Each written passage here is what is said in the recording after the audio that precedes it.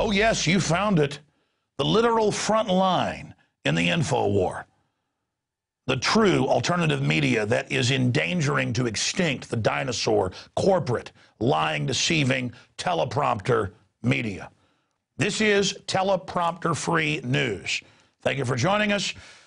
Well, you saw Stuart Rhodes break down the awful truth about the police state surpassing even my imagination with how quickly it's moving.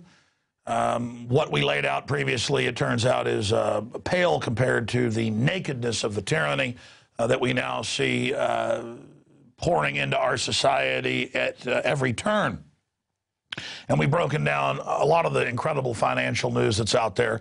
Like I mentioned in the news segment, Henry Paulson gave hedge funds inside information on Freddie Mac and Fannie Mae when he was Treasury Secretary. Totally illegal. But Corzine's invested with the head of the CFTC. Billions of dollars of people's private accounts are missing. You see, it's a new era of corruption where they throw it right in our face because they've gotten the crooks in every regulatory position. Now, a lot of you that listen to the syndicated radio show hear once a week or so Ted Anderson, who's the owner of the Genesis Radio Network, but he also got into radio because he was sponsoring radio, owning Midas Resources, now the 5th largest gold and silver broker in the country. And Ted's been a sponsor of mine for almost 16 years now, even before I was on his Genesis network, when I was just on local radio here. And sometimes you hear Ted on promoting gold and silver on the show, which has been a good investment. I only promote things that I believe in. Gold has 5, 6 times what it was 10 years ago. Silver almost 8 times. Silver $5, now 30 plus. Gold $260-something, now 1,800. But Ted's not here today to tell you about gold and silver you can get from Midas Resources. Ted is here to give us his 30-plus years studying markets on what he sees happening in the world today. So we're going to talk to him about the type of climate we're in, the numbers coming in that only confirm this depression is a depression, has been a depression for a very long time. Ted Anderson, thanks for joining us. Yeah, thanks for having me up, Alex. And boy, what a roller coaster ride that we have been on. My goodness. Yeah, you're right about that. Right now, the times are tough. Investors are having a really difficult time to try to make decisions on where they can go for safety. There was an interview with Mikhail Prokhorov. I think I'm probably butchering that name. It's a billionaire over in the Soviet Union, and he was asked. He says, "What would you invest in? Would it be treasuries, U.S. treasuries, bars of gold, or top-tier Picassos?" And he said clearly, gold bars. He says people would be better off investing in Finland and their debt because they're less likely to try to inflate away their debt problems. The United States is in a quandary. We can't hardly afford our own government and our own bills, and now we're stepping in to bail out Europe. Obviously, that's going to not bode very well for the United States dollar at all. Well, Ted, I mean, it's come out that the Federal Reserve private shareholders also own the European Central Bank. So the Federal Reserve is bailing out its other hand. We need to discuss, though, the body and the head and the brain of this system. It is the New World Order. We talk about world government, banking collapses, bringing in the world government. Now we're seeing it in Europe. What do you make of open announcements that they're going to get rid of any self-determination of the nations of Europe and that it's going to be a, quote, Goldman Sachs dictatorship, and our media is saying, wow, this is great. The Economist is talking about how great it is. Wow, it's great to be ruled by corrupt banks that sold the fraud that caused all this. Gee, isn't it great? Isn't it great to get, run over by a Mack truck, Ted?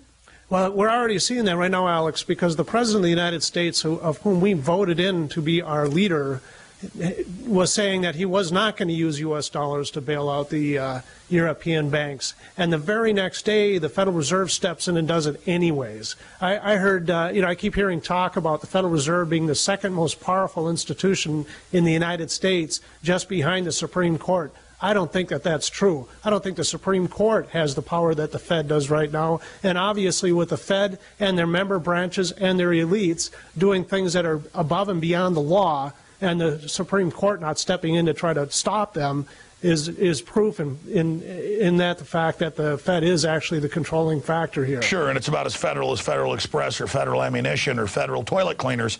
But Ted, continuing to look at this situation, have they gone a step too far? I mean, the globalists have gotten into global power because they are hubris-filled. They are very reckless. They are very cunning. They are willing to really go for broke. An example is Corzine, the president's top fiscal advisor, betting 40 to 1 on European bonds with people's private accounts. I mean, now though, they're so criminal out in the open. Have they gone too far, Ted? Well, I think they've gone way too far, Alex. I mean, they have way too much control. They should be reined in, and actually, we should get rid of the Fed and get back to what constitutional money, what the Constitution calls for, because of the fact that they have been able to buy off our politicians and have legislation created specifically just for them to give them more power. I mean, when you hear the president trying to turn over more power to the Fed, that's just because they are bought off. That's where the lubricant comes for all these. Well, sure, Ted. I mean, just to clarify my question, though, I mean, I like your answer to the other question, but I'm saying, of course, they've gone too far. I'm saying, have they gone too far to get away with it, even with a brain-dead population? Well, the population is waking up. However, the majority is still brain-dead. I think they can go even further. But are they off the edge of the cliff? Can they recover? Can they come back? I don't think so. I think the United States dollar is doomed. We're way too far into this thing. We've got way too much debt. The only way that they can seem to solve problems nowadays is by turning on the printing press and making more money, which causes more inflation, which allows, they lose power when that happens. Because if the Federal Reserve System's money is worthless, nobody's going to turn to it as a reserve currency. They're going to turn their nose up to it, just like they do in Zambia and like they did in the South America, like Argentina, Brazil. Mexico is the same thing. The further away they go, but they are leading us right into a world-type currency, a world-run currency system, and that's where you're seeing it right now. Is the Fed stepping in and bailing out the banks of Europe, and that's really just a bailout for their buddies. That's so their investments don't have to take the hit. You're talking about Corzine and his deals. Well, why wouldn't you invest in risky investments if you know the government's going to step in and bail them out? And when I say government, I mean quasi-government. The Fed is going to step in and do whatever it takes in order to help their buddies out. But for us people out here, the small fry, we're dead. I mean, we're the ones that are going to take the hit. It's just like taking money right out of our savings accounts.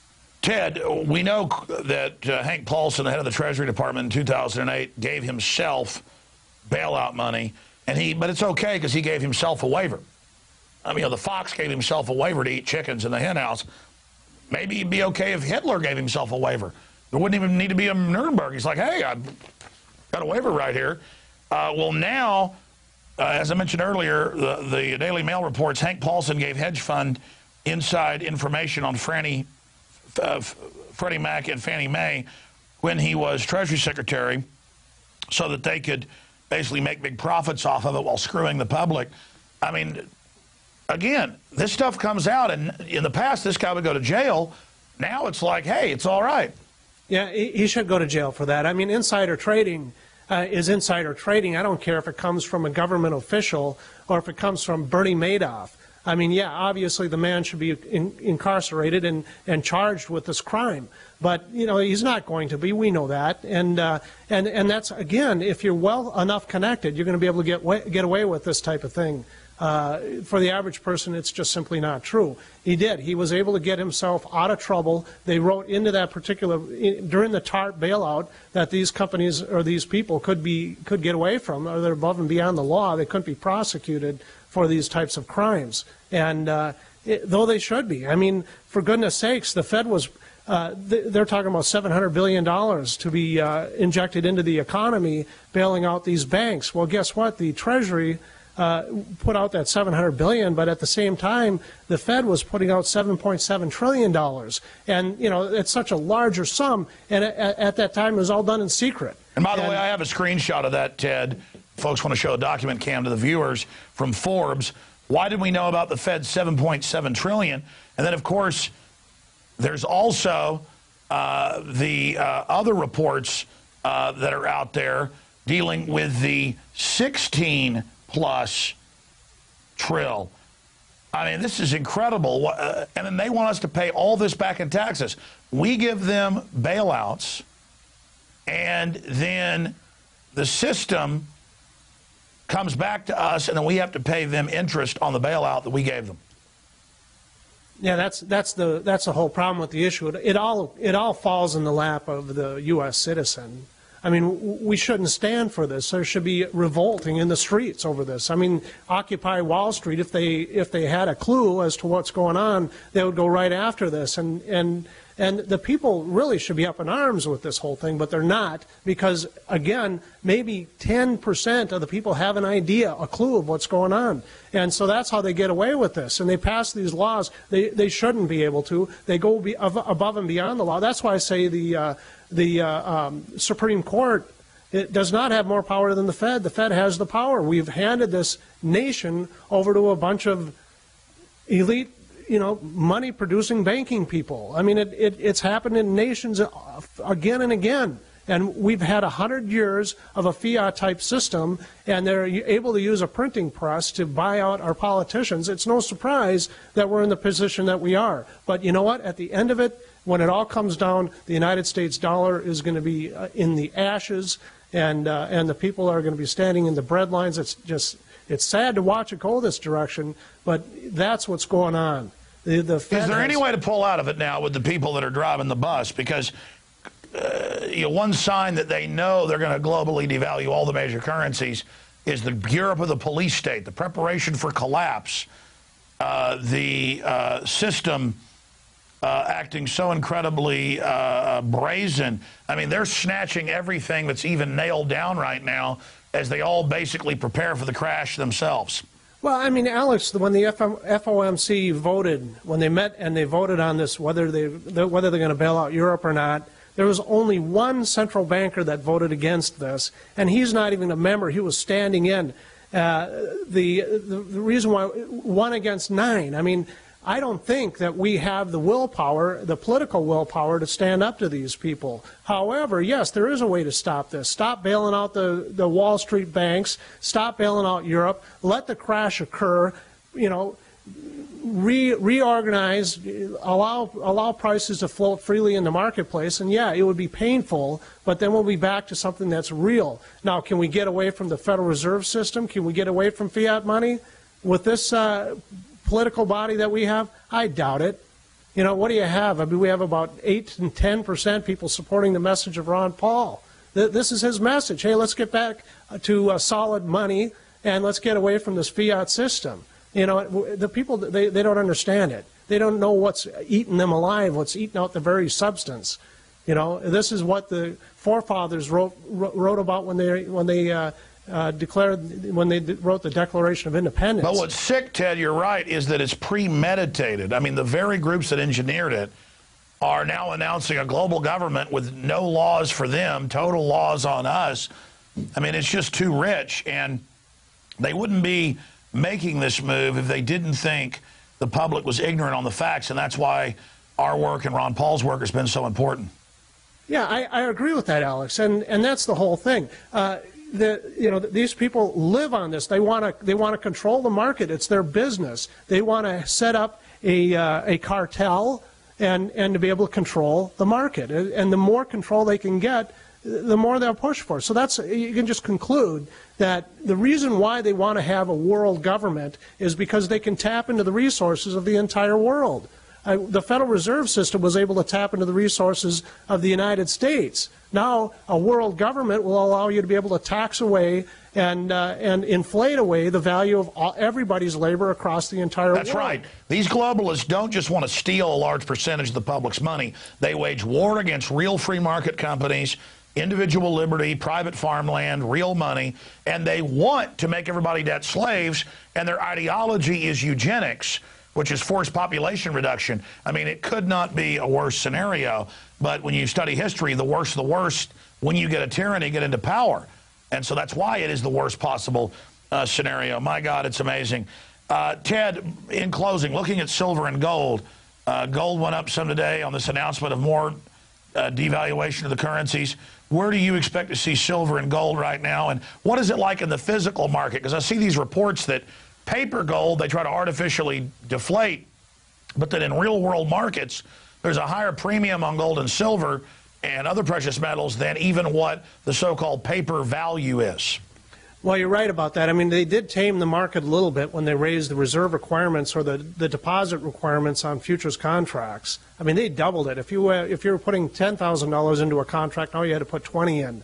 That did soften the marketplace this summer. However, it's coming back right now. Gold is up $30. We've seen it at $17.52.10.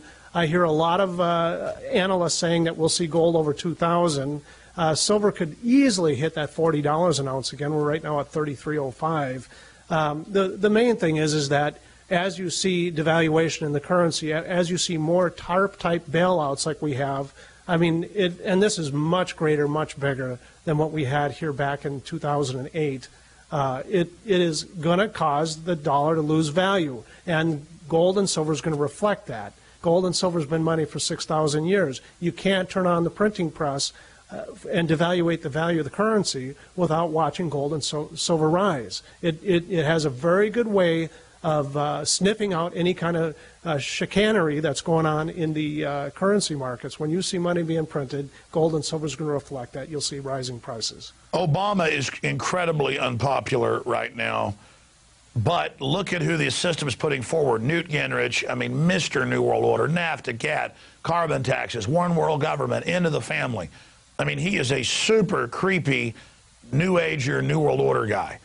On record. I mean, he's super creepy, and mainline conservatives are so conned by the lying talk show hosts that tell him he's Mr. Conservative. And Newt was out today saying, I'm the real conservative, you aren't, Mitt Romney. And then you look at Mitt Romney, he's bad on all the issues. He's not part of the futurist society that Gingrich is in, saying, you know, end America, but he's doing it by his actions. I mean, these guys are horrible. Yeah, you're right about that. They're both bought and paid for. We know that. If you might as well have Barack Obama in there, because it isn't going to make a difference. You put either one of those guys in the ring, and they're going to just follow along with a new flavor of the Kool-Aid. Basically, it's still going to be poisonous. It's just a new flavor.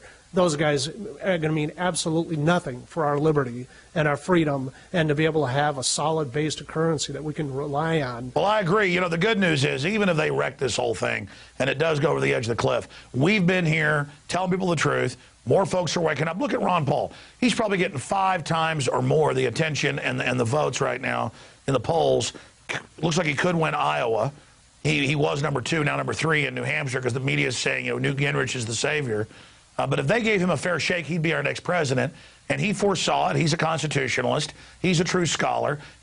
God's giving us the opportunity, you know, to have a way out. And God always does that. The question is, will this nation, this modern Sodom and Gomorrah, take that out? Will we repent? Well, I tell you, Alex, we'll have to fight really hard to get him in that office. There's no question about it. It's an uphill battle. And it would be short of a miracle to have him there as the president. But hopefully that happens. I'm with you on that one. But at least he's here injecting real issues. Yeah, I agree with you. Even if he doesn't get in there, as this thing melts apart and we see it, more people jump on the bandwagon on his ideals and ideas. I see it as the Alamo. You know, privately, the first time he ran, the second time, I said, listen, you know you're going to run because it's going to educate people. You're going to be in the debates. And now look how the liberty movement's grown, centered around Ron Paul as a fulcrum in the last 4 years. And it'll be like the Alamo. Even if he loses through all their cheating and 89 seconds in the debates, the next guy gets 10 minutes or whatever, through all that, he's kind of like the Alamo. You know, it's that will to fight. Resistance is victory. Even if Ron Paul becomes an Alamo and he gets wiped out politically and beaten and we get beaten, people shouldn't get mad. And I'm not saying that's happened yet. By fighting, we win, because think of all the seeds we're planting right now when everything we say has come true. We're already getting a lot of credibility because so much has come true. Imagine when it really all happens. Ted, I mean, we're really planting time bombs here. You know that, right? Yeah. There's no question about it. The amount of power that has grown from the grassroots behind this message, you know, like your Ron Paul you're talking about, and the solid currency and getting out of these or my radio show or all the other shows you syndicate, and you listen to mainline talk radio, more and more they try to sound like me. They do. Again, we are forcing the debate more and more towards reality. and they know it. Alex, I mean, your web presence and your terrestrial radio presence and everything it's grown by leaps and bounds. It's getting stronger as time goes on, and you know that the elitists are just going to destroy this country. And as they do it, people are going to become more angry, and they're going to be looking for answers, and they're going to find it right here. Well, that's it. That's why I say we're time bombs. We tried to fix it. We tried to stop it. But the more what we say happens, unfortunately, we're kind of crying here. But at the same time, it's better to still be sad and see the bad things happen. But at least more and more we're going to be in a position to beat these people. Ted Anderson with MidasResources.com. Folks can also find out more at GCNlive.com. Incredible news articles, audio, podcast, everything with all the great shows that are up there. GCNlive.com. Ted Anderson, thank you so much. Thanks for having me up, Alex. All right, amazing interview. Nice banter back and forth with Ted and I. That's it for InfoWars Nightly News. I want to thank the crew. I want to thank Stuart Rhodes. I want to thank my family for letting me be here and not spend a lot of time with them. I want to thank God. I wouldn't be here without God's support and protection. Believe me, I don't just know that. I rely on it. We don't just believe in miracles. We rely on them. That's a bumper sticker one of my aunts has, and it's true. This is something special we're doing, and I want all you to remember out there watching what you're doing special, spreading the word about this show, doing your own podcast, sending links out, talking to your neighbors, going to city council meetings. Every little bit you do adds up. Many hands make light work. And it's not our fault all this is happening. You know, over the years, people get mad and say, you know, you people are discrediting the government. You'll make things collapse. Our government got taken over a long time ago. We know their plan is to destroy and consolidate this nation like some company, some corporate looter takes over. That's what the New World Order is.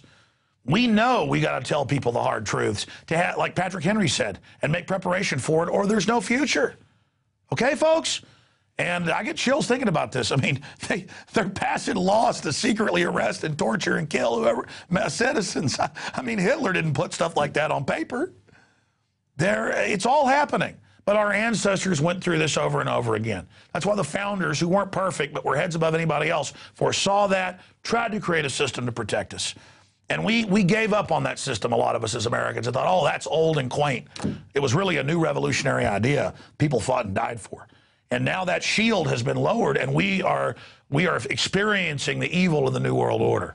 And we're only experiencing the light wind. You ever been outside and you're doing something, you're cleaning out your car, you're doing the yard or whatever, or you're on the back porch or whatever, and you kind of see the trees moving, and you walk out, it kind of feels good, and you kind of go out in the street so you can see down the road, and you see some big clouds, and 5 minutes later, windows are breaking, and a tornado's coming down the street throwing cars around. If you never grew up seeing that, I saw that once in Dallas, and we got blown off the road by a tornado once. But the point is that's how it is. We're like, hey, a storm's coming. We got radar. We got historical radar, and we've studied the globalist documents. They're planning to bring in this tyranny. People are like, it's a blue sky out here. It's like before the invention of radar. They're like, shut up, kook. There's no clouds. You can see 20 miles. And we're like, no, there's a hurricane coming in on shore. 20 miles over there. You know, it'll be here in like 6-7 hours. You better get ready. They're like, yeah, you claim you've got radar. Sure you do. Radar, schmadar. We have historical radar. Those that don't know history are doomed to repeat it. So we were telling you, some people 20, 30 years ago as they saw the erosion of liberty, some even more. But now as it got more and more clear, in the last 17 years, I've been warning you. And now it's black clouds rolling in. The winds are about 50 miles an hour. That hurricane's got 200-mile-an-hour winds, folks. It's 50 right now. A few signs are blowing over. Some tree branches are breaking. People are going, wow, there's rain coming down sideways. You said a storm was coming. We're like, yeah, it's a 200-mile-an-hour. And a lot of people haven't built shelters. A lot of people haven't gotten ready. And a lot of these people are dangerous. A lot of people that serve the system are going to get more servile as things get worse. They're not going to wake up. They're going to get more into worshiping the system. It's those of us that are awake that have got to band together now for strength. They got to stick together. And they start trying to arrest people and round folks up and do all of this. We're trying to fix things peacefully, but as this government goes like the Soviets or Nazi Germany, we have a right to defend our families and ourselves. And you know, I don't just shoot my mouth off about stuff. It's just that when you see these type of tyrannies unfolding, we do have to make preparations to defend ourselves as well. There's no doubt we tried to turn things back earlier. But people need to understand that the republic has been taken over by pure criminals. No one can deny that. We want to fix things peacefully, but we do have a right to defensively defend ourselves, hence the word defense. All right, that's it for InfoWars Nightly News. We got a day or two left of the 15-day free trial at prisonplanet.tv for this and all the films and more. And then those of you that pay it forward and support us, you help everybody out there online that watches it for free. God bless you all. We'll see you hopefully back tomorrow night, 7 o'clock Central.